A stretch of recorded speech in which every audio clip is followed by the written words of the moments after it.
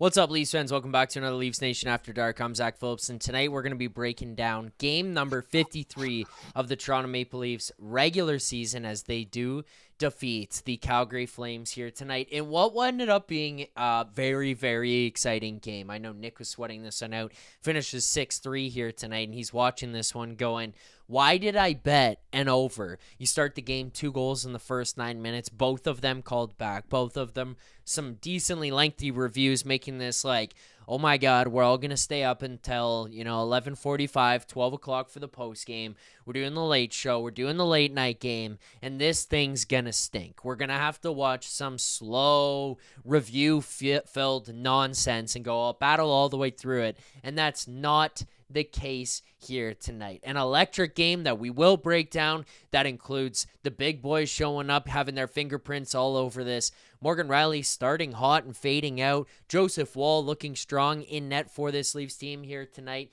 yet again. And on top of that, maybe some Max Domi discussion because I see it buzzing around in the chat there right now as well. We'll dig into all of that and much more on tonight's show, a presentation of Bet365. Proud partner of the Leafs Nation pregame and the Leafs Nation After Dark. Open an account Bet365 today and bet on a huge range of markets. Use code NATION, NATION.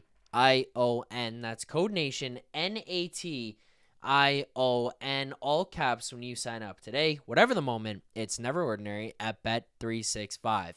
Okay, we're going to get into a lot of it. I also threw into the chat there that I will take some callers here tonight. We'll get some quick ones on the post-game show tonight. We're not going to make this like an overly long stream. If you got thoughts, get in, give your thoughts, have a little conversation, and we'll get out. We can fire people through. It's pinned to the top of the YouTube chat if you want. As well, I want to remind people, this is, we do have a Super Chat charity partner this season, and that would be Sick Kids. You want to make sure your question or comment gets on the show. You send a Super Chat or a Super Sticker. You have to make sure you can see the live chat option available there. You click on that, you type in or drag the slider for the dollar amount that you want to send. You fire that in. I will read every comment, every question that comes in via Super Chats there. We'll bring them up on the show as I see a couple of massive ones in the chat there already. Already getting ourselves to $80 in Super Chats donated on the show tonight. So we'll read through all of those. But just wanted to remind people, let's get to our first couple of Super Chats here before we get to our first caller of the night. So let's start there.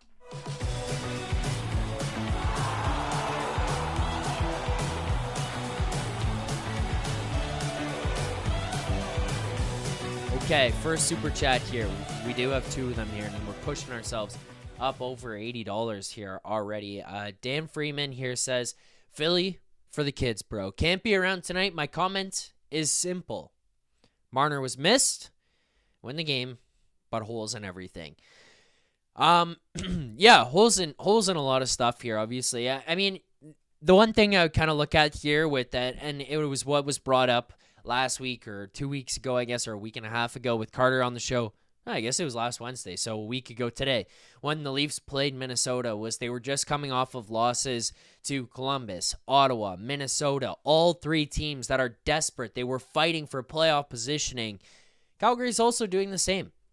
Really good goaltending there. They basically have said, hey, we're not going to tank and call it quits on the end of this season, and we're gonna find our way to retool rather than rebuild, and we'll try to make the playoffs and reward the guys in this room for the work that they've done to get us to the point that we're at right now. Like, all of those things kind of start to go into it, and then you look at basically what ends up happening. Well, they're a competitive team. They're tough to play against. They're excited. They're hungry to make the playoffs. It's not like the easiest atmosphere for the Leafs to go in there and be like, hey, you know what? We're going to steamroll a team that's just going to lay down and call it quits and call it a night here tonight. You showed up. You basically showed up right from the beginning of the game. You do score and it gets called off, and they score and it gets called off. And like it was a rocking game, and you had everybody involved. Sure. I mean, I guess you could say Marner was missed. I mean, this isn't even a knock on him, and I think that in a bigger picture, it's probably the case. Tonight was not a night that I looked and said Mitch Marner was missed. I understand why those of you watching it would maybe say that, but and this is no knock against him. It's more so to compliment the team for the way that they played in this game tonight, and all the other big boys. Matthews, McMahon steps up, but Nyes, Nylander, Tavares all finding themselves on the board, and not just that, but finding themselves on the board in big ways, making sure to contribute to the box score. Matthews, 3 assists here tonight. Nyes, a goal and an assist. We'll talk about Max Domi later on. He finishes with nothing, but JT scores there. Nylander with 3, obviously. All those guys end up contributing to the game, and it makes the loss of Mitch Marner in a game like this slightly less, where you're not noticing it or feeling it as much. It's not a knock on him. I'm just saying compliments to the boys around him, or around this team, the big boys there who stepped up and said, you know what, screw it, we're going to get this thing done. Next super chat before we get to the first caller of the night. Urban Droid says, I'll admit I'm a bit of a fair weather fan, but when the Buds pull off a couple of wins like that, how can I not stand up? Go Leafs, go. Nyes logging the minutes, 23. Yes, heavy night for Matthew Nyes here tonight. He finishes with 23. I mean, you look down, Austin Matthews finished with 21:47. Nylander, 17:56. John Tavares, 18 minutes. Matthew Nyes took a load of minutes here tonight. And Urban Droid also saying McMahon showing off his underrated shot. Matthews with 3 apples. Big night from everybody. I mean, pull off a win like that, back-to-back. You beat Edmonton on Saturday night. I mean, it's nice, right? You roll through the province of Alberta. You force the Oilers on Saturday night to play at 5 o'clock so you can play 7 your time. You play Calgary at 9 o'clock, and you basically made both of them home games. It's kind of sick. You rolled in there, said we're going to do whatever we want. You took over the province of Alberta, and you left both Calgary and Edmonton to go home and sit and have to deal with the cold here tonight and walk away with losses, knowing that they lost to the Toronto Maple Leafs, who just ran over them and took over their barns. That's a way to go about your business when you go through the province of Alberta. So kudos to this Leafs team for showing up big both Saturday night and tonight here as well.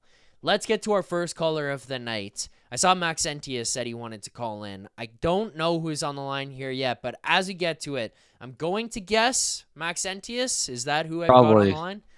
Probably. There you go. Yeah. Maxentius, how you doing here tonight? I'm feeling pretty good. There's a good time, you know? It is. First thing on my mind, you touched on it just a second ago, it's Leafs fans away from home are better. They're just better. They're louder. They're more rambunctious. Even Matthews said that, you got these Scotiabanks, lawyers sitting there in their business meetings, and they don't want to cheer for anything. You know what I mean? It's ridiculous. Anyways, Nyes, the second he came back, he's a stud. We need to sign him. As soon as possible to a good deal. We had a solid D game. Some weird 5-on-3 shenanigans. So we can just kind of put that behind us. Yeah.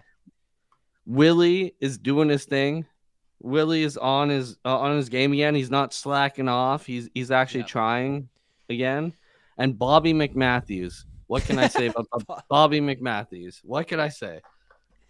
Bobby McMatthews is a good name there. I might steal that one and run with it going forward, Max. So I hope that's okay with you. We'll do the little trademark. So every time I say it, you can say it in the chat yourself there and throw up the TM. But Bobby McMatthews is good. I mean, look, I was saying, and I'm watching this game tonight. He scores that goal, and it's I talked about it in the preview. I talked about it in the previous post games that we've done here. And every time I look at, in the game previews that we put out, I'm talking about the lineups and those lineups that we see on Daily Faceoff. And Max, I don't know if you agree with this, but I look at McMahon, and it's that's the real Swiss Army knife. We saw Alex Kerfoot's and Ilya Mikheyev's and Kalle Yarncroke that was all the numbers boys wanted to tell us that's the Swiss Army knife. And it's okay, yeah, because the guy can play everywhere. He's not very good at playing everywhere, but you can kind of put him on the first line and you don't notice him. He hides in there, or you can fit into the third line and he kind of hides in there as well. No. Bobby McMahon shows up on whatever line you want to play him on, and he says, fuck it. I'm taking over, and I'm going to make this all about me in the best way possible. I mean, goes up on the first line. He's able to score. He's creating plays. He's generating opportunities. He's playing on the power play first or second. He's scoring on both units. It doesn't matter. You put him on the third line. He's the best player on that line. He drives them.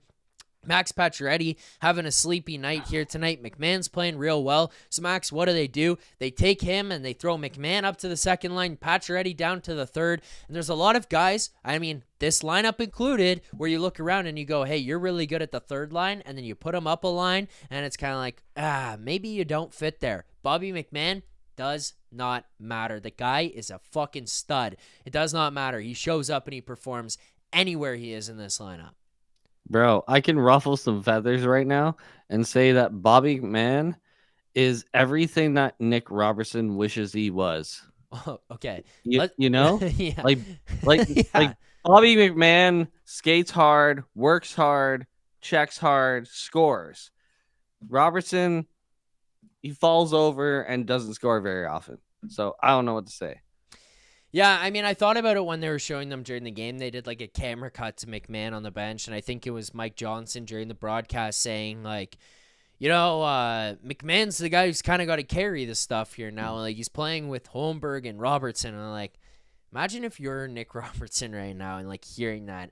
Offensively, it's true though. That is the case. I mean, Rosie said it, and I do agree with him. I said it in the pregame show today here as well, is that the one thing that Robertson has going for him right now is he's balls to the wall effort. So I'll give him credit to that. Yeah, And I'm not trying to hate on him. I'm not trying to hate on him. But offensively, it's just not what you need or want it to be. And Bobby I think McMahon, when he shoots, Bobby McMatthews, when he shoots, he scores. You know, like Robertson, like you see him shoot and he just doesn't score. Like that's not an opinion. That's just reality. He doesn't score. Like it sucks. Yeah. I mean, looking out throughout the rest of this lineup here tonight, though, watching the way that this team showed up and performed here tonight, Max, I thought was very impressive. I mean, no Mitch Marner. You have to move some guys around. You got to figure out some spots. You've got guys that are coming back from injury. You step up defensively there. I thought Joseph Woll played pretty well. You talk about the goals that were scored by Calgary tonight. Yeah, I'm sure. Okay, we can look at this one at the end of everything and say, okay, yeah, it was 6-3, whatever. That's how we want to look at it. They scored 3 goals. 2 of those goals, Max, were on 5-on-3. Yeah, 5-on-3. Weird. Like the second they got the second 5-on-3, I knew they were gonna score again. Like I just knew it. Like it's just one of those nights. One of those nights you just chalk it up. Like we haven't let in a 5-on-3 goal all year, and then they get 2 in one night. You know, like it just happens. Yeah, 100%. And it's like some of it is a little bit not. It's unneeded plays or moments where maybe you could have or should have been a little bit smarter and you could have avoided some of the stuff. So you look around and there was like some avoidable mistakes or avoidable things that happened. But I mean, ultimately, like there's a puck over glass play. There's the penalty by McCabe there on that. The one I think it was on Benoit to extend it to make it a 5-on-3 on the second one. Yeah, like those are a little bit looking around going, what the hell? Like, why? But also, it is what it is. Like, you end up with some 5-on-3s. You fought through it for the most part. And, yeah, did Calgary end up scoring on those? Yeah, they did. One of them was an absolute bomb that apparently hit Sharangovich's pants in front. The other one, by the way, was a break that pops out off of a save by Joseph Woll right onto the stick there of Coronado. Tanev saves it. Like, that's a for sure goal. He saves it, and it goes right back to Coronado's stick, who buries. I mean, yeah, you want to clean some of that stuff up, 100%. I've got no issue with having that conversation. You know, you don't want to be that undisciplined, especially in a night where you've already given them a 5-on-3. They've already capitalized off of it. What the hell is the point of sending them back? But those are the goals that are scored here tonight by Calgary. So, in all, Max, I don't know about you, but this is a pretty good win, a pretty good the way to walk away from this one as a Leafs fan tonight, or feeling to walk away with. Yeah, man. Like, I really wish that you had the show on Saturday. Like, You watched that game, right? Or were you busy? We were in and out of it. It was watching on our phone. I tried to watch some Oh highlights my back the god. next day. So I know what happened. I watched the entire last like 6 minutes, but yeah, it was back and forth. Watching that team versus Calgary is like Oilers is a playoff team. You know what I Right. mean? Like that game was like a playoff game. It was Right. like teeth, like gritting, like everything I got, like that we had to win that game. This game felt like, it's just against one of the bum teams that's trying to like barely make it into the playoffs. It was a very different feeling of a game. Like the Oilers, like as much as I want to hate them, like they make you feel like, oh my god, they could score at any second. The Right. Calgary Flames, no, they got nothing. They're just not. It's just like between them and Vancouver, whoever gets to get in the playoffs and lose. I mean, they are a desperate team, though. That's kind of where I'll give them credit. They're a desperate team. They're pushing hard. Like, they are in a playoff spot there. So, Columbus Blue Jackets might actually make it. I mean, yes, this is true. Like, Calgary right now, they could also make it there, Max. Like, they could make it as well. So, like, there's credit. Got to give credit where it's due. They are, yeah, wild card team. But, like, Hut said it when they played Minnesota last week as well. It was, it's desperate teams, and I think that there's something to that where they get up for it. And the other thing too, Max, I throw out there is this is a team that knows you're gonna steal their barn tonight with your fans. That's gonna piss them off a little bit as well. Oh yeah, I said that, man. Like the away fans for the Leafs are Yeah, louder than the home fans. yeah, And what I was saying about the Edmonton game is like that game was like such intensity. Like I don't know how much you got to watch of that game, but like oh my god, that game was like pure intensity. That was like playoff. Like if you meet them in the playoffs, like you got to be ready. And Calgary, this game is like a snooze a little bit. yeah. Well, I mean, it's a 6-3 win here tonight with a William Nylander hat trick. I wasn't that exhausted from this one, Max. Well, I guess I'm just hard to please. Okay, fair enough. Anything else standing out for you here tonight? Yeah, the one thing that I still think is that we really need a 3C. Yeah, We need to push like Robertson. He can go on to the extra list and put Domi on the wing. Get McMahon with a 3C and Domi as our third line, and like we're good. Like that's bigger than any defenseman thing. Like I wish we could move Riley, but we can't. But I still think a 3C is our number one priority. That's the last thing I gotta say. Yeah, I mean, I would agree with you there. I think you look around at this. I listened to the boys talking to Brian Hayes this morning, and it feels like that's kind of being the same conversation for everybody. Going into this trade deadline. That is, sorry, is like you look around and you kind of go, Domi was in that 3C spot. Not really producing. If you can get somebody better than him to fit between Bobby McMahon and Nick Robertson. Or, by the way, move Nick Robertson down or out and put Domi over Out. to the wing, and then you get somebody that's an upgrade there. Like, imagine Bobby McMahon with somebody who's just a dominant third line center there, or just a really good third line I center. still think Scott Lawton from Philly. Like pay first for him. Get him. I've Just do started it. to look and Just think fucking more and do more it. about it. Yeah, I That's mean, all why right, not? for. You're good. You're allowed to swear here. It's the After Dark show. It's the After Dark show, Max. But yeah, Just I get mean, Scott Lawton. I think it upgrades. The other spot that I was thinking as I watched it more tonight, and I'll talk about it more throughout the show as well. And if anybody else wants to call in after Max here, you're more than welcome. The link to call in is pinned in the chat. I will send it there yet again if anybody else does want to call in. But the other thing that I was kind of thinking is, yeah, Morgan Riley went from having a really good start to this game to kind of tailing off at the end. He's got to find his own game. I hate the conversation of find Riley a partner, find Riley a partner. You make $7.5 million. Like, I fuck have off to with the interrupt find the you, guy a man. partner. I have to interrupt you. I literally super chatted the morning show. Like, how are we still having this conversation that we have to find a partner for our $7.5 million defenseman? Like, Yeah. how is this the thing? Like, I literally super chatted them this morning. Like, how? Same He's thought paid right now. $7.5 million. Yeah. You should be carrying your defense partner, not like who can we find to carry Morgan Riley? Like, fuck me. Yeah. Ugh. Yeah. I agree. I 100% agree. I look around and I just go, why are we having to find this guy a partner again? Why can he not figure it out? And like, it's not like we gave him shitty partners, by the way. You know who he's played with this year, Max? I mean, I know you're following, so like I know you do, but to everyone else out there who maybe doesn't have an idea, you know his partners, Chris Tanev, Oliver Ekman-Larsson, Jake McCabe. Can't quite find a way to get it going with those guys. 3 defensemen who are better than he is. So figure it out. Like, real talk. So that's one that I know people are looking at. The one I'll throw out there, and I feel bad for him because it looked like he got injured here tonight. He does return back to the game, but you got to upgrade somebody in that 5-6. You have to upgrade. I like the internal competition between Connor Timmins, Simone Benoit, and Philippe Myers. I don't think, like, I want to clarify these statements as well by saying I don't think any of them are bad particularly, but going in there with them as your 5-6 is not a plan for success. And then what happens if one of them gets injured? And then now you're stuck with the 2 other ones. And then one of them has a bad game and you're looking around going, oh shit.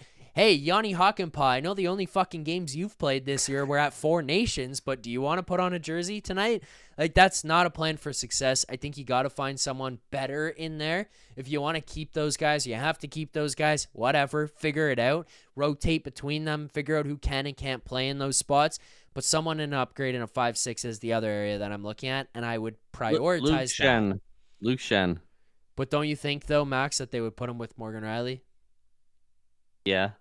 So then they probably bump OEL down to that bottom pair. Which our D is a mess, okay, man. But our D is a mess. Like, just roll with it. I mean, it's just McCabe and Tanev, and just those guys roll are with it. absolutely unbelievable. And outside of that, play them 40 minutes a night. We're good. Yeah, like, those guys are eat all the pucks. Eat all the pucks. Yo, what McCabe did to McDavid triggered an entire hockey nation. Like, Oilers nation was so mad that like McCabe smashed him into the boards. Yeah, Oilers nation gets mad if McDavid gets breathed on. So yeah. I mean, at this point, if anybody goes within a 5, you know, they're basically expecting social distancing around Connor McDavid at this point. If anybody goes within 5 feet or 5 meters, whatever the hell it was of the guy, and they don't wear a mask and gardening gloves, then they expect a penalty because they're all up in arms that Connor McDavid doesn't draw a penalty for standing on the ice. It's like they're the only team in the world whose stars don't get calls. This Leafs team, I mean, other than tonight, it's like they can't find a way to get a fucking power play. Mind you, their power play had stunk until this recent stretch, but give me a break. These guys are just want to complain and complain and complain. And about any time anybody even looks at that guy, like you flick some snow in his general direction and they want you gone from the game for the rest of your life. It's pathetic. I mean, I saw that play. Great, brilliant play by McCabe on McDavid the other day. Like, smart, takes away the front to the spot to the front of the net, takes away that lane, cuts him off, then basically tosses him into the boards with a hit right to his hip. Like, it's a clean play. It's a clean play. I mean, deal with it. And, you know, I even saw like tweets after, and it's like, oh yeah, you know, they don't want the Oilers to get back in this one. They're not going to give them power plays. Fuck off. You had every chance in the world to get back into it. You could have played that one fair and square. The Leafs capitalized on their power plays for the first time in the entire fucking season, and now you're behind the 8 ball. Figure it out. It is what it is. But, yeah, I mean, a couple great games from this Leafs team. I don't think you saw it, but, like, Corey Perry, like, literally stared at Pacioretty and like interfered with him and hit him like with a full-on body check and almost hurt him. And they didn't call anything, like off the puck. Just Corey Perry staring at him like, I'm going to hit you, hit him, nothing. I like, you didn't have a show. I was really sad that you didn't have a show on Saturday. So I went over to the Oilers. Oh, no worries. I went over to the Oilers Nation show and they were still crying about the refs. Yeah, because that's the I had way to go that over there. It's because the refs. Yeah, it's refs. It's refs. Yeah. Anything else, Max, before I let you go tonight? What's your favorite game at Greta Bar? Favorite game at Greta Bar? Ooh, my favorite Yeah. game at Greta Bar is probably the Connect 4 basketball. I think that's the Okay. one. The other one is, if I'm gonna get a little bit more intense and dialed in, is the basketball where you just shoot as many as you can in a row, but then your arm gets a little bit tired. And then the one that I just dominate producer Vic at every time I go there is air hockey. So, reigning Okay. champ in the air hockey. Yeah. How about you? Okay. I'm gonna have to. I'm coming there for the event. I'm gonna have to beat you at air hockey then. Okay, you're gonna be there February 15th then with myself and Nick Yeah. Alberga. Yeah. Perfect. Max? See if you can recognize me on my voice. Okay, will do. Max, thank you for calling in here tonight. I No appreciate problem. it. If anyone else wants to, make sure to hit that link. But Max, you have a great rest of your night, and Have I'll a good be one. seeing you in the chat there. Peace.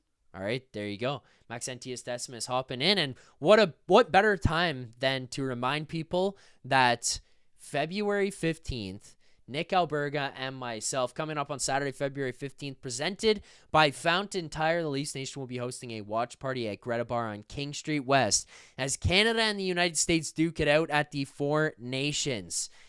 We've got ticket giveaways, signed memorabilia, trivia, and t-shirt tosses happening all night long. Join Nick Alberga and myself for this 19-plus event as we cheer on Team Canada. Entry is free with a reservation. Entry is free with a reservation. Doors open at 6 p.m. Puck drop is set for 8 p.m. Grab your free ticket now at nationgear.ca. nationgear.ca. Make sure to head on over there and check that out now to get your to register for the event. Make sure you get your spot for February 15th, as you just heard right here on the show. I mean, look at that. That's sort of like, I don't even know what I'm doing. I could have just had Max tee it up. You can play against myself and Nick in games there, play against Max in games there, because Maxentius Decimus, the legend in the chat, will be there as well. We want to meet all of you guys and give you guys a chance to get some of these giveaways and prizes and all that stuff. It'll be a great time. So February 15th, fast approaching. What is that? A week and a half away. We'll be there. Greta Bar, YYZ, 590 King Street West, Greta Bar. Let the games begin. All right. Maxentius Decimus out there on Saturday. That's good. Anybody else wants to call in? I did just send the link, but otherwise we'll motor through some of the rest of the thoughts from tonight's game. Probably keep this one a little bit shorter. I mean, I apologize for not having the show on Saturday. Obviously, you guys know we're at producer Vic's wedding. Debated what we would do. Do we play? Do we not play? How do we go about that? Or do we do the show? Do we not do the show? How do we go about this? On Saturday night, ultimately ended up not doing the show. Probably the best decision. Producer Vic's wedding was an absolute blast, though. So shout out to Producer Vic. Congratulations to him. Vacation Vic, as I'm seeing in the Morning Cup of Hockey chat, where he's also a producer as well. To those of you guys who are watching and haven't already, make sure to hit that like button.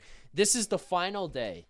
The final day with these smelling salts. It is 12:40 a.m. Eastern time, by the way, to those either watching back or listening. This is a late one.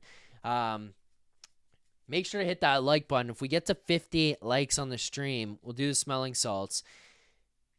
We're looking at the last night of these smelling salts, because I got brand new bottles. I've got more for myself. I've got one for Nick, which I don't even know if he knows that yet. And I've got one for Vacation Vic when he gets back from his trip. I will have smelling salts for the boys, but I got new ones myself. So you hit the like button. Tonight is the last night before we retire this bottle on this stream. Hit that like button. Let's get it to 50 likes. As I cough there. Thank you. Came on too quickly. Couldn't hit the mute button. That's on me. All right. Yes, if we're in the Eastern time zone, which I am, Worm Castings, we got another super chat here, which let's just get to this right away because this is pretty awesome. Thank you very much. Let's go to the Sick Kids super chat.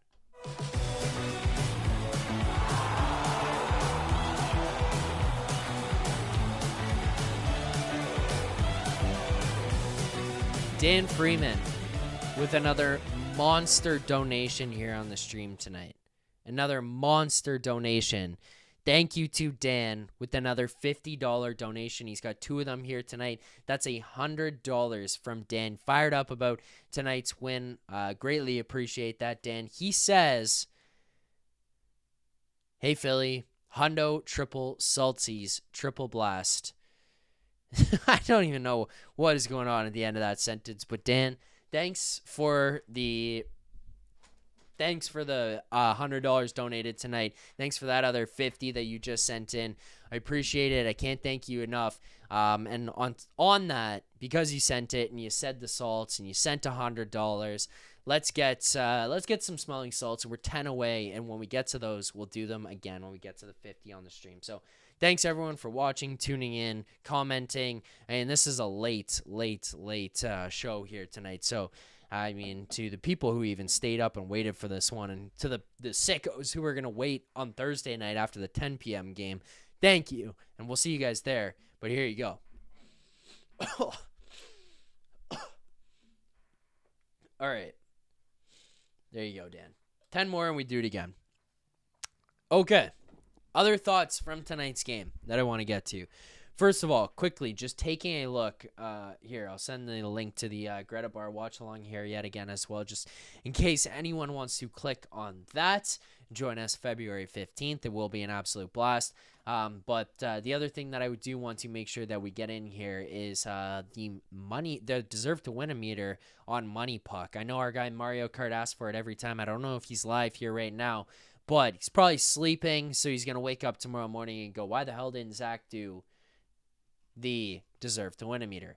Tonight's deserve to win a meter finishes at 59.8% in favor of the Toronto Maple Leafs. 59.8% in favor of the Toronto Maple Leafs. And it's hard to be upset with a night like that. I know Max is saying he wasn't impressed. He's hard to impress. You got to really show up, or so I don't even know what else he was looking for. A hat trick from Nylander, his first one in 8 years, his second NHL hat trick. By the way, closing the gap on Leon Draisaitl is the NHL leading goal scorer. If William Nylander just sneaky finds himself creeping up, maybe you get a couple more multi-point games. It's not like it's that far-fetched for him to catch Leon Draisaitl as the number 1 goal scorer in the NHL. 4 goals here back of Leon Draisaitl. Why wouldn't it happen? Why wouldn't it happen? That's exciting to me, Max. That's all I'll say. That's exciting to me. But, you rocked the deserve to win a meter. You had a ton of expected goals. And I mean, we talked about the goals that were scored by Calgary here tonight. Yeah, you don't want to give up 6. You don't want to let them get a chance and get closer at the end and make it 5-3 and tighten things up. But 2 of the goals were scored on 5-on-3. And yes, discipline. Let's clean that up. Let's get that out of your game. Let's not send a parade to the penalty box and let the team that you're facing, have opportunities to climb back in like that. Let's not open the door. It's hard enough to kill at 5-on-4. What the hell is the point of doing it at 5-on-3, especially when you got to do it for a minute 52 at 5-on-3? No reason for that. But that being said, you fought through it. You did not let that define your game here tonight. You just continued to battle and battle and battle. And I mean, Calgary finishes this game with 2.92 expected goals, at least according to Money Puck. 4.85 for this Leafs team here tonight. And you pushed. You did not let your foot off the gas, even in that third period where it was tight. One of the things that I think I respected about this win from this team tonight, and people can tell me if they disagree, I'm open to hearing it, but the way I viewed it was that the Leafs kind of kept going at the Flames. They didn't say, we're going to defend you and we're going to try to hold this lead and we're going to try to shut this down. They just said, you know what? We're going to keep trying to score. We're going to keep trying to make things happen. And, look at the chances created in that third period there. It was continuous effort. It was a commitment to not allowing too much to happen defensively. I mean, there was just a couple of like bigger breaks that led to stuff for Calgary. It wasn't like there was just these huge onslaughts of offense where they opened the doors and said, fuck it, come on in. Like it was a mess up here and the door opened for Calgary for a chance. And then it was, okay, a bad break by Morgan Riley at the blue line. The puck gets past him, and there's a chance, and everyone gets back hard. Like, they were pretty committed to not allowing Calgary to having too many opportunities here tonight. And on the flip side, a team that we've been looking at that's struggling to generate offense, struggling to capitalize, struggling to score goals. They go out there on Saturday night. They bury 4 past the Oilers. They score 6 here tonight against the Flames.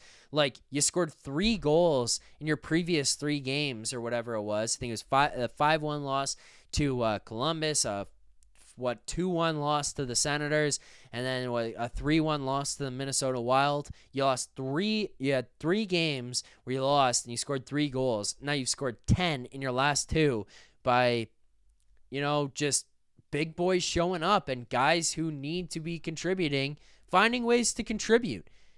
Depth scoring there. Bobby McMahon. The guy is an absolute weapon. You use him in any spot in the lineup. It doesn't matter. Then you look at Matthews, Tavares, Nylander. Like Willie, 9 goals in his last 8 games. His first hat trick here. I mean, even before that point where he gets that hat trick, Nylander is all over it. And he has been a guy over the last, I don't want to say the last 8 games that he's got these 9 goals in, because I don't think that his play has fully matched it, even in a couple of the games that he scored. But probably in his last 6, he's been maybe the most dangerous player on the ice for both teams in all those games. Like, he has been a complete nightmare to deal with for anybody defensively. So shout out to William Nylander for really upping his game after getting called out and finding a way to get this team back in the win column, because he goes out there, says it confidently. So 3 games, why are we mad? What does it matter? And then he's the guy who finds ways to get you on the board. He's the guy who finds ways to kind of contribute and carry lines and carry players who are not playing with that, who are not that playing at the level William Nylander is. He's been a guy that has just carried this offense time and time again. We got a bunch more super chats here, so let's get to some of these, and then let's try to wrap this thing up here tonight. So let's start with 2 super chats from Dan Freeman.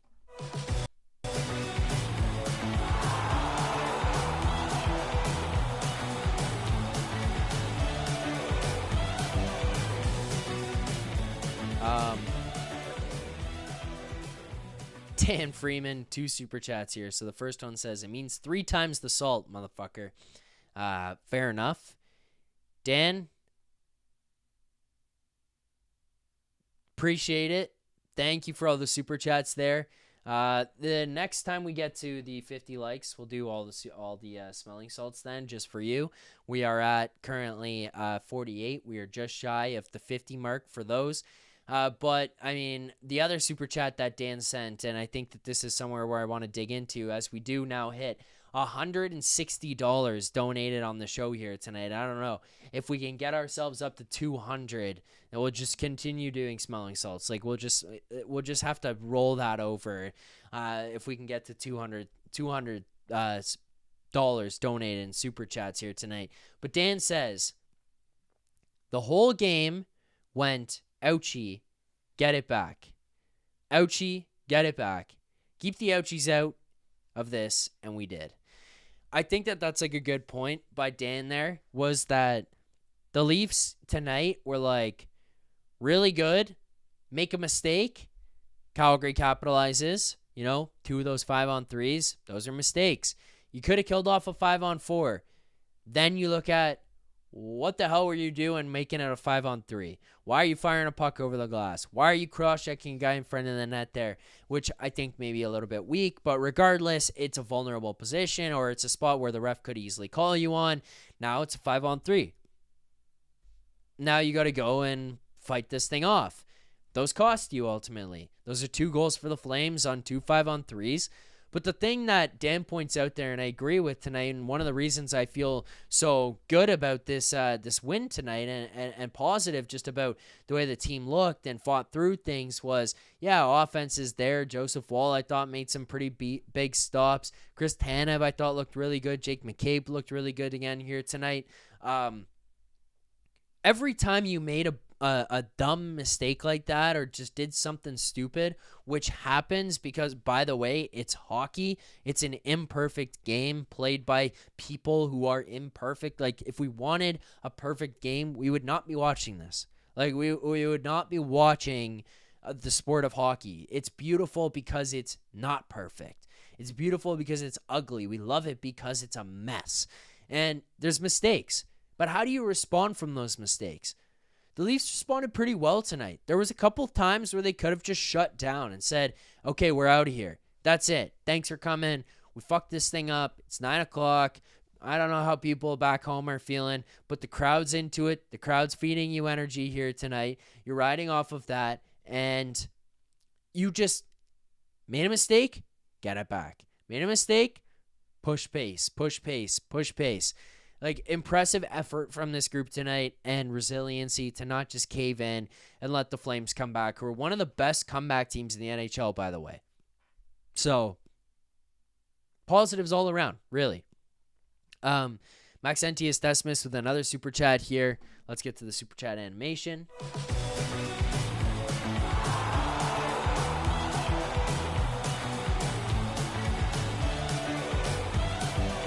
Maxentius, thank you. Maxentius says, would you sniff salt if I demanded it? I don't know if I would sniff salt because you demanded it, but we did hit 50 likes. I mean, come back or we get to 200. We'll maybe do it again here. So here's the smelling salts, though.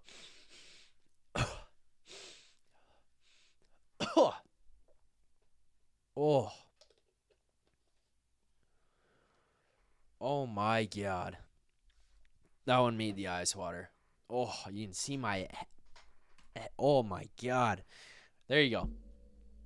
We are just shy of $200 donated here on the stream tonight. If you haven't, and you want to if you want a question or comment read on the show, make sure to submit your super chats.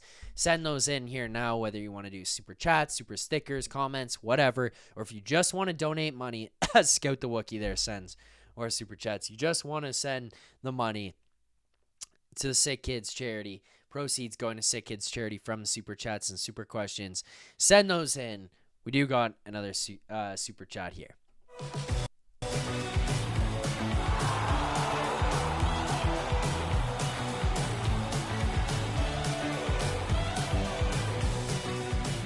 Scout the Wookiee, thank you for the super chat.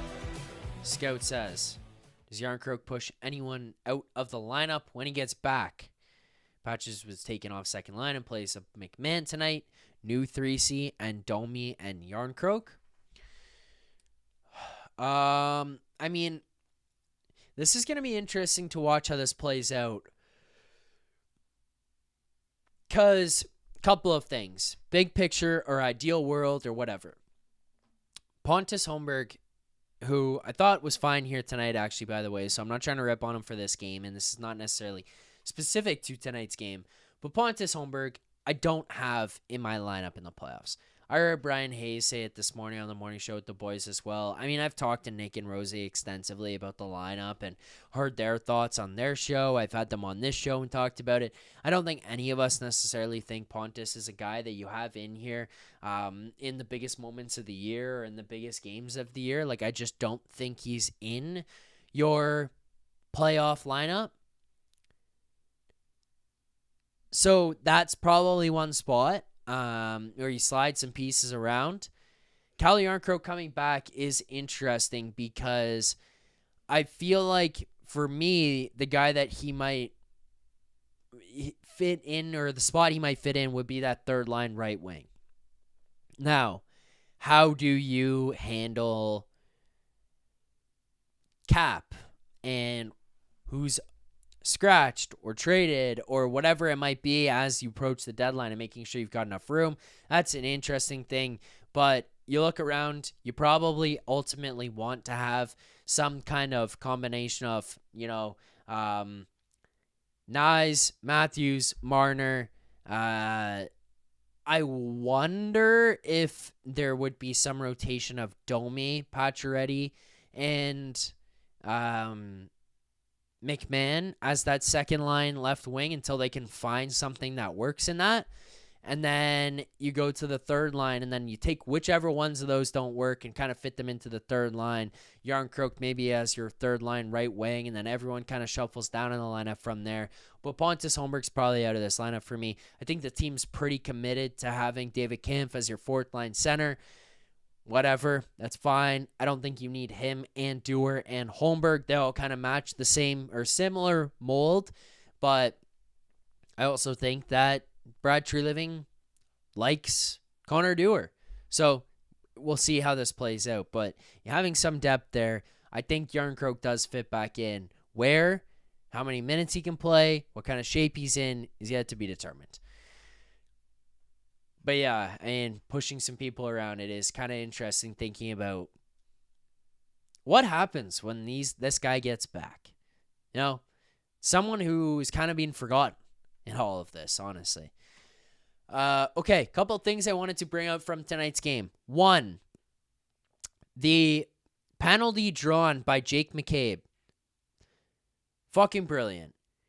Steps down into the corner on Rooney and absolutely levels the guy on a great pinch where he knows he's going to meet the guy at the puck effectively. And on top of that, have support from his forwards coming back out of the zone, because as the puck shifts across, everyone's kind of rotating back out of the zone. You're getting high support. You're getting guys sneaking out. You're not going to get caught behind. You're not going to get guys beating you back out of the zone. Jake McCabe ends up rotating down, goes in with speed, makes a perfectly clean check in there on Rooney. Sorry, blanked for a second as I was thinking, because then Lomberg ends up being the guy who comes over and steps up on McCabe for no reason. It's a clean hit. It's perfectly timed. It's perfectly placed. No one's injured. I'm sure Rooney didn't feel the greatest after that, but there's no harm, no foul. Perfect hit, perfectly timed, and everyone kind of looks around. Well, Lomberg jumps in, Leafs to the power play. There was a fight. McCabe doesn't do anything. Attempt the fight, as Lomberg jumps him. McCabe doesn't do anything. Leafs to the power play. Great play by Jake McCabe, a guy who I thought was excellent here yet again tonight. I said I wanted to talk about it. Let's talk about it quickly. Morgan Rielly started the game very strong. He was activating in the offense. He was joining the rush. He was creating the rush at times in the offensive zone when pressure was in there and sustained for a while. He was a guy who was able to hold the blue line. He was able to jump in on the offense. He was getting pucks through. He's making good passes. There was one play where I looked at him and went, why the hell would you not shoot that? And it was Nick Robertson off to the corner. The first line had been out there. They got the offensive zone. They had pressure in there for a bit. They're cycling the puck around. Then you get the third line out there after Matthews and Nyes and Domi were out there. Robertson comes over the boards. Holmberg comes over the boards. McMahon comes over the boards. It's Robertson who gets the puck and feeds it backdoor across to Morgan Rielly, and he gets it,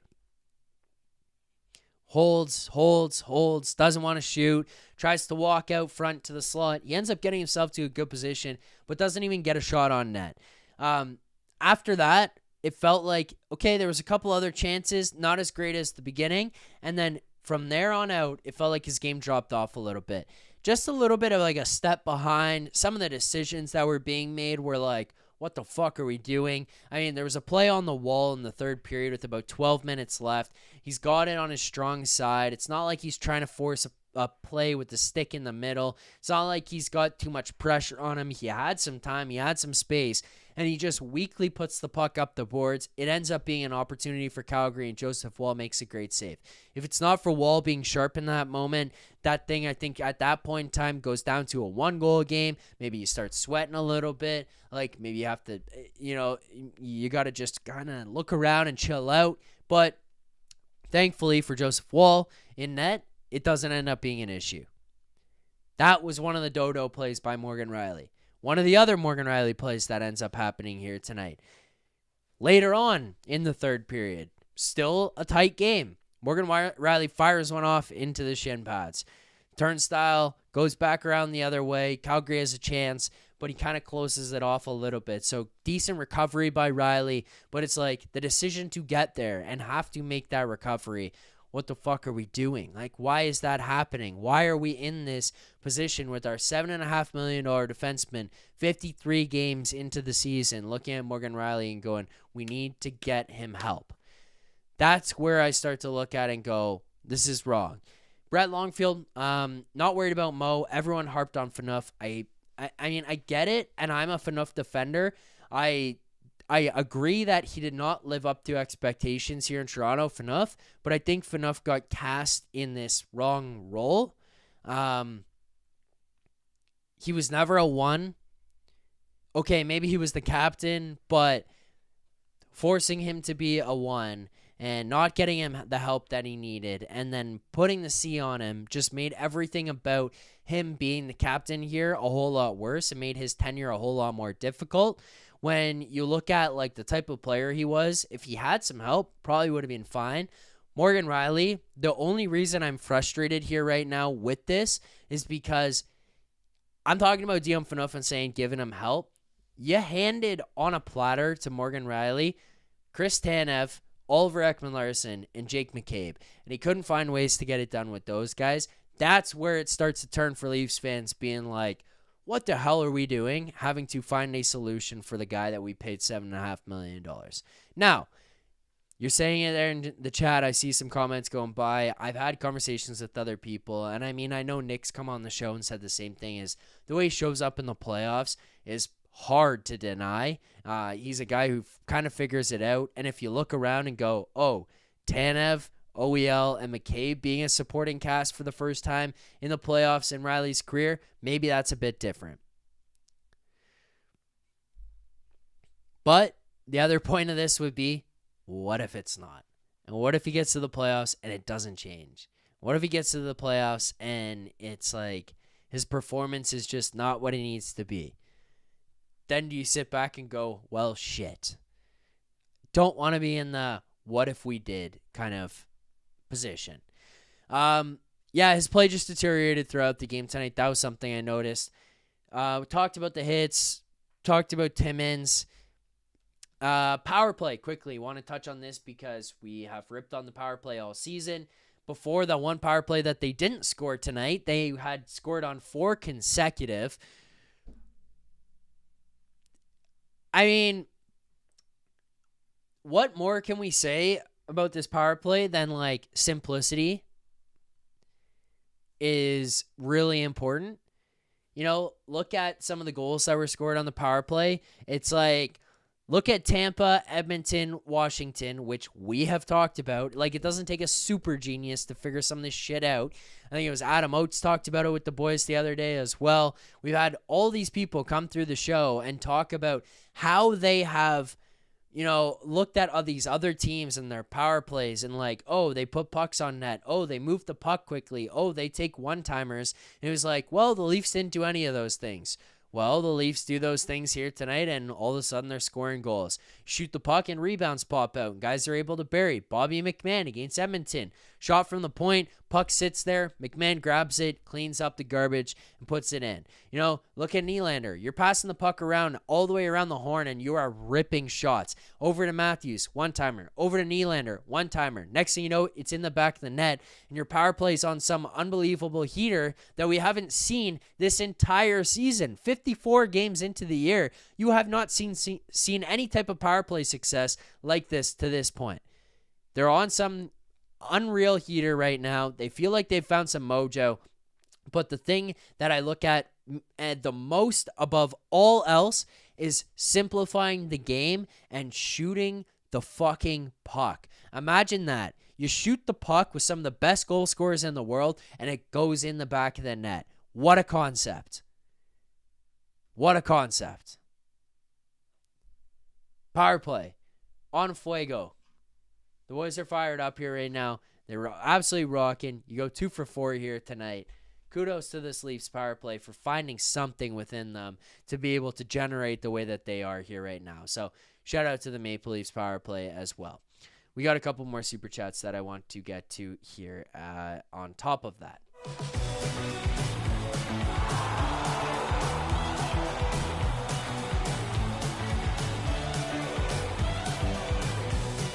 One more super chat, sorry.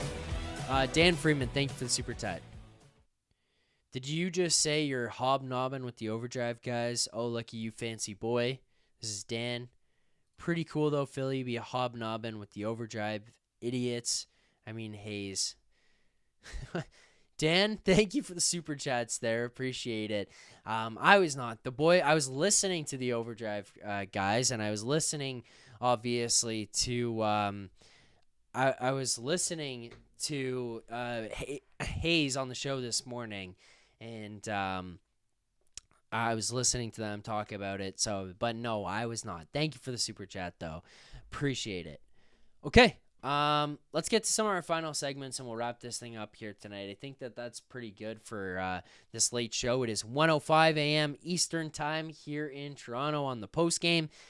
We have been going for 57 minutes here, and we've got a couple of things to do before we close this one out. So let's start with our play of the game.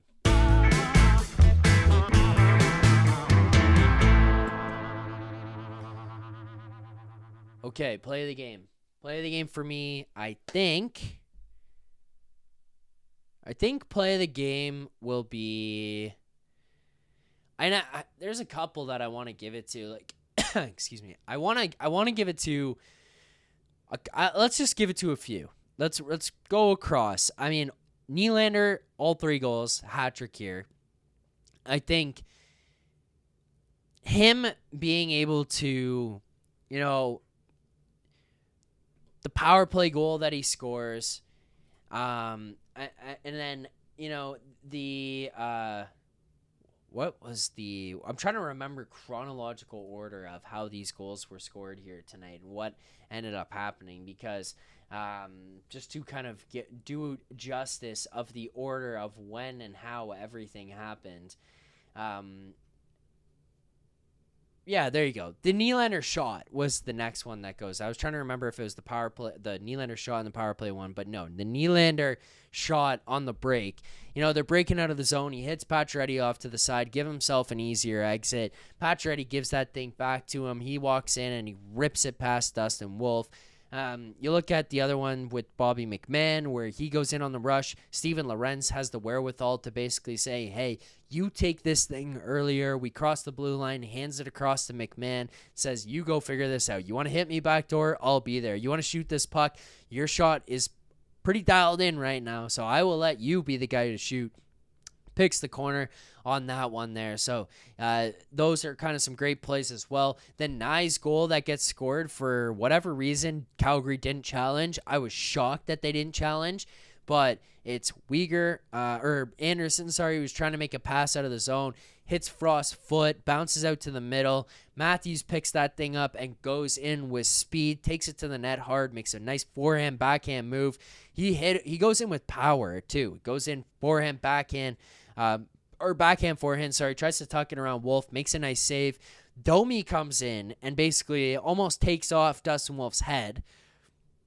Puck sitting there free, and then Matthew Knies dives and lays out to put that thing in. Incredible commitment. The Nylander hat-trick goal as well, on top of this, deserves its own credit, because it's not just like, oh, congrats on the cherry-picked empty net goal. Like, he hounds Weegar at the point, steals it off him, strips it, takes off on a breakaway, and finishes that thing. It's his first hat-trick in 8 years to the day. February 4th, 2017 is the last time William Nylander had a hat-trick. It was his only other NHL hat-trick, so that's his second in his career. Ahead of tonight, it was his 35th multi-goal a game. He had only had the one hat-trick, so burying that, it's like a feel-good thing. Johnny T's goal in the slot, like all of that, but Johnny T's goal in the slot, part of the reason I don't give it to the play of the game is because it also goes with our best bet segment from tonight. Our best bet is presented by Bet365, proud partner of the Leafs Nation pregame and the Leafs Nation After Dark. Open an account Bet365 today and bet on a huge range of markets. Use code NATION, NATION. NATION, all caps, whatever the moment. It's never ordinary at Bet365. And that is right. Johnny T was our best bet here tonight. You guys give me shit. 6 1/3 gives it to me here in the chat about, Zach, my pet hamster could pick better than you. My pet hamster, my house pet can win bets and win more money than you can. And you know what? The criticism was fair when I was on that freezer. The criticism was fair when I couldn't, hit water if I fell out of a boat at that point because I was freezing cold. I think it was 10 straight losses. We were down 4 units. Well, now we are heating up. We have won 1, 2, 3, 4, 5, 6, 7 of our last 8. And those would include a plus 210, plus 400, plus 300, 135, plus 325, plus 105, plus 350, and a plus 275 here tonight with a Johnny T anytime goal that profited us $137, bringing our total, if you've been following at the bankroll management, following with how much we're wagering on each play and how much you're going up and down, profiting you $550 on the year through 53 games. 53 games we have given out bets, and we are currently sitting up 5.5 units on the year. Profit $550 on the year. So make sure to be tuning in to the Leafs game previews every Leafs game day, breaking down the lines and our best bets. But tonight, Johnny T capitalizes on the power play. Capitalized twice, actually. The one called off, but then does end up burying again later to get that one home for us. So there is another one for us here tonight. Let's get to our final thing of the night here. Our final segment before we wrap this thing up. Let's get our grades of the game. And I want to know what you guys have. I want to know how you guys feel about this one and what your thoughts are and where you're kind of currently sitting at on the game. Coming off 2 wins in Alberta where you dominated. You took it right to this province of Alberta in this time where they're looking around.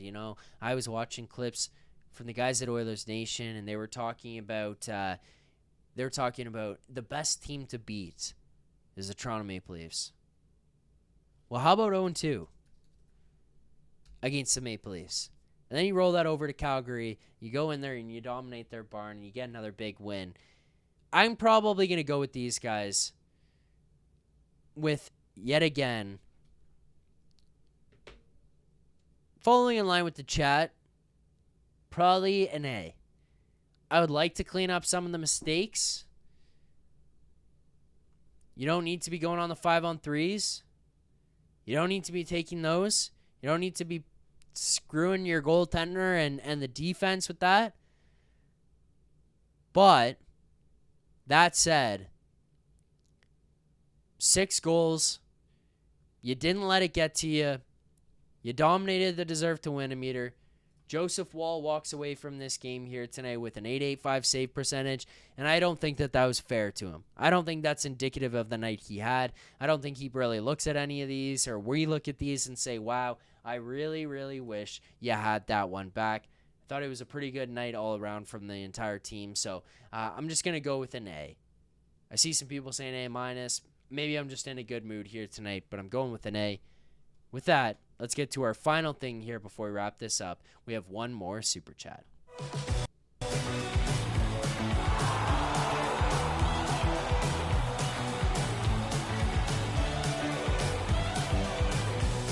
Final super chat of the night. Thank you. Appreciate it. We did hit $183 in super chats on the night.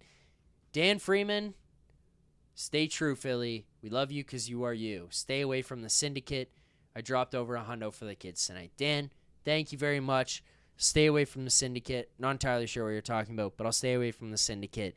And we always appreciate you dropping the super chats for the kids and everyone in the chat here tonight who sent super chats. I mean, looking back at this one, Scout the Wookie, Dan Freeman, Maxentius Decimus, Urban, Droid, all of you guys who fired off super chats in the show, thank you very much. Proceeds go to Sick Kids Charity, a very awesome partner we have on the show this season. So thank you for watching. Thanks for tuning in. Thank you for the super chats. Thanks for the support. I will be back on Thursday night following the game against the Vancouver Canucks. Another late one, 10 p.m. puck drop on Thursday, which means about 12:45 a.m. Leafs Nation After Dark. Late one, but I'll be doing it. Thank you so much for watching. Make sure to hit that like button. Subscribe here to the channel. Leafs Nation 401. The boys will be back tomorrow morning. Maybe hear from Rosie as he was in the barn here tonight. Unfortunately, wasn't able to stop by. But you know what? I get it. Anytime you got a chance to go, and you can go in there and make those Calgary fans feel shame for not showing up and supporting their team, you got to do so. So hopefully Rosie enjoyed this one here tonight as well. Thanks to all of you guys in the chat who watched, commented, liked. Max Entias for calling in as always.